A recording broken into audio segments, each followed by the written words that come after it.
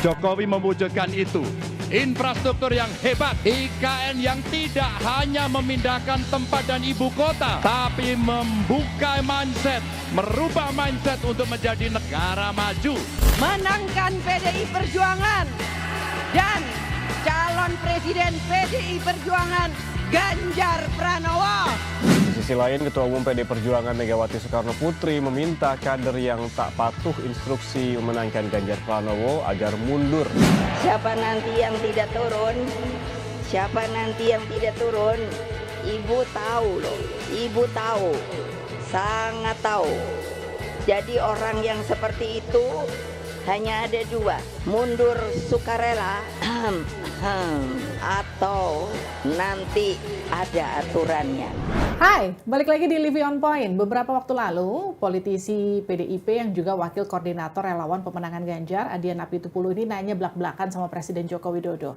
Pak Jokowi, kemana sih sebetulnya suara dari Pak Jokowi itu berlabuh? Kenapa kemudian ini jadi pertanyaan yang penting? Karena kan memang sempat muncul desas-desus yang juga menyebarkan bahwa Pak Jokowi ini sebenarnya suaranya nggak firm ke Ganjar, tapi juga pecah ke Pak Prabowo. Ini kan kalau kita lihat dari Projo yang memang sudah condong ke arah Pak Prabowo sebenarnya, bukan ke arah Pak Ganjar. Tapi kemudian yang jadi pertanyaan lagi, kenapa ini harus ditanyakan sama Bang Adian? Apakah memang Bang Adian juga ragu sebetulnya Pak Jokowi itu suaranya firm ke Pak Ganjar?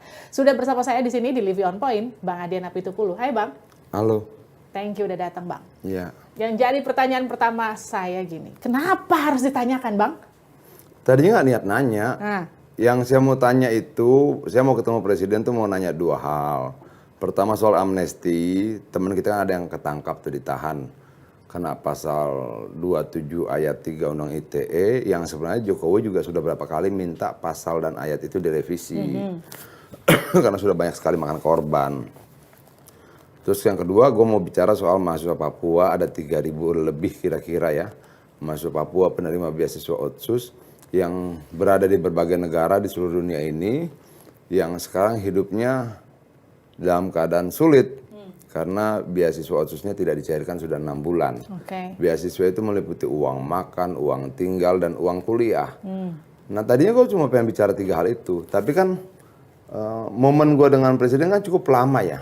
2 hal itu sudah gue bicarain di awal, terus kita jalan lagi sambil bagi-bagi kaos apa segala macam, terus ngobrol lagi, jalan lagi ngobrol lagi. Nah, saya pikir sekalian tanya aja, gitu. Tidak menjadi tujuan sebenarnya. Pertanyaan itu muncul hanya sekedar iseng buang waktu atau memang sekedar ini sudah ada di dalam pikiran dan juga kayak ada yang ganjel gitu. Jangan-jangan memang Pak Jokowi nggak firm ke Pak Ganjar? Nggak juga. Kalau yakin saya yakin.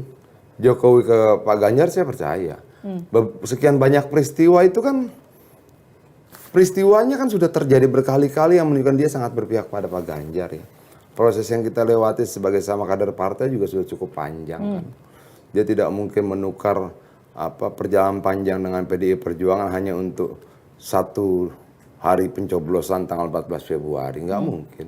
Tapi Bang Adian kalau ngelihat dari ketika Pak Jokowi ketemu relawan beberapa kali, ini kurang lebih kalau saya menghitung ada sekitar 2 kali ada pernyataan yang disebut Pak Jokowi, salah satunya soal pilihlah pemimpin yang pemberani, pilihlah pemimpin yang kemudian kira-kira bisa meneruskan apa yang sudah dikerjakan Pak Jokowi. Kenapa kira-kira Pak Jokowi nggak langsung mention Pak Ganjar aja, pilih Pak Ganjar? Begini, sebagai presiden dia nggak bisa. Makanya ketika dia bicara dengan saya juga tidak dalam kapasitas dia mengumumkan pada publik, membisik-bisik Ganjar gitu loh.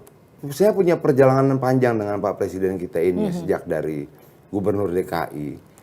Bahwa kemudian komunikasi kita agak terhambat-hambat, banyak di lingkaran istana nggak suka sama saya, itu membuat kita agak sulit bertemu terakhir-terakhir ini.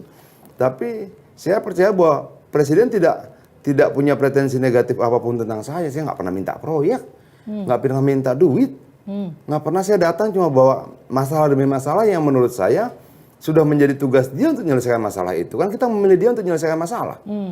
Itu loh. Jadi kalaupun saya datang ya saya akan bawa lagi masalah amnesti, masalah mahasiswa Papua. Yang menurut saya dia harus mampu selesaikan itu. Jadi ya bagi saya sih biasa-biasa saja gitu loh.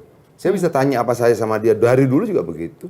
Tapi kalau Abang ngelihatnya ini ketika Pak Jokowi menyebut nama Pak Ganjar itu memang Pak Jokowi yakin dia ingin mendukung Pak Ganjar atau memang ini sekedar Pak Jokowi sebagai kader PDIP? Mau nyenengin saya gitu. Sebagai kader PDIP yang harus satu nafas dengan PDIP. Oke, saya jawab Ganjar aja lah. Ada banyak motif kenapa kemudian dia memilih Ganjar. Bisa sebagai kader PDI Perjuangan, bisa juga kemudian dia melihat kinerjanya Ganjar gitu loh. Ganjar sama Jokowi ini kan sama-sama doyan belusukan.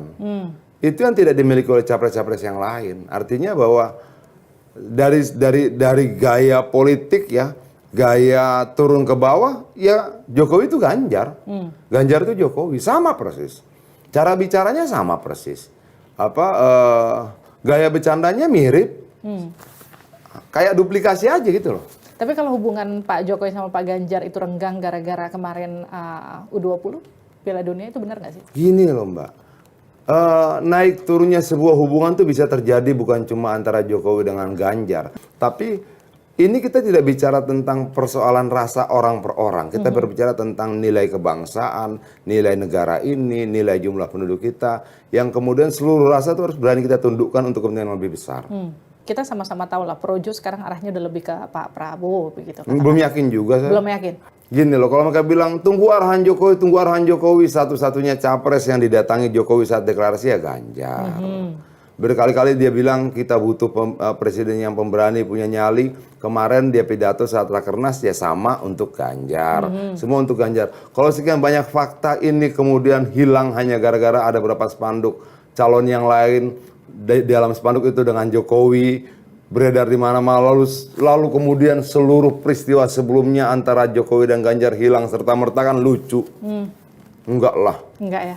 Enggak. Projo nanti juga balik itu. Tapi seberapa penting sih emang dukungan Pak Jokowi buat Pilpres besok? Ini bukan persoalan dukungan itu penting atau tidak penting, tapi banyak pihak yang kemudian memanfaatkan tingkat kepuasan masyarakat pada Presiden Jokowi yang sampai 82%. Itu loh. Banyak kemudian orang bilang misalnya Ganjar nih petugas partai. Loh Jokowi petugas partai yang puas 82%. Oke. Itu loh. Artinya banyak yang kemudian mau mengambil selisih dari kepuasan yang sangat tinggi itu untuk menjadi suara buat mereka. Walaupun sebenarnya kan lucu. Orang coba mengidentikan Jokowi dengan capres lain dengan spanduk. Apa itu yang gede-gede itu? Baliho apa papan reklama. Lucu-lucuan jadinya gitu loh. Enggak, kalau kita mau lihat Jokowi sebagai presiden, kita lihat yang kerjanya menyerupai dia. Yang kerjanya mungkin tidak menyamai atau tidak melebihi, paling tidak menyerupai dia. Belusukannya. Oke, capres lain nggak ada tuh yang doyan belusukan seperti Ganjar. Kemudian cara dia berbicara pada rakyat sama persis. Sama persis. Tapi gitu. kalau Abang lihat gini, ini kenapa sama tadi yang Abang sempat singgung soal bagaimana kemudian ada pihak yang dianggap kemudian memanfaatkan tingkat kepuasan terhadap pemerintah. Tapi kemudian ini kan juga tidak bisa dimunafikan bahwa sejumlah pihak juga menilai bahwa cawe-cawenya Pak Jokowi menguntungkan pihak sebelah. Itu gimana, Bang? Cawe-cawenya mana ya? Bahwa kemudian gini, kalau kemudian Prabowo sampai sekarang masih menteri, ya dia ketemu aja. Itu loh. Cuman kan itu kemudian dikapitalisasi seolah-olah bentuk dukungan pada Prabowo. Enggak ada itu. Begini loh Mbak, kurang sakit hati apa kalau kita bicara pengalaman serangan-serangan terhadap Jokowi dari Pilpres 2014 dan 2019. Jokowi itu orang luar biasa loh. Apa kalau saya jadi dia tuh sakitnya minta ampun. Dibilang ini pelanga-pelongo, dibilang kerempeng, dibilang, dan itu kan bukan dari kubu kita yang ngomong itu. Itu loh. Dan yang legowo itu bukan siapa, Prabowo. Yang legowo menerima Prabowo itu Jokowi. Setelah dihajar kiri kanan dibilang ada segala macam lah. Tapi kan luka itu udah selesai, Bang. Dia sudah sembuh, tapi tetap berbekas toh. Tetap berbekas. Saya perhatiin beberapa pernyataan Abang yang juga menarik. Abang bicara soal potensi suara capres yang tergerus. Kenapa Abang harus mention begitu? Apa potensinya kemana? Gini loh, orang bilang ramalan, orang bilang kepentingan politik nggak, ramalan sederhana saja.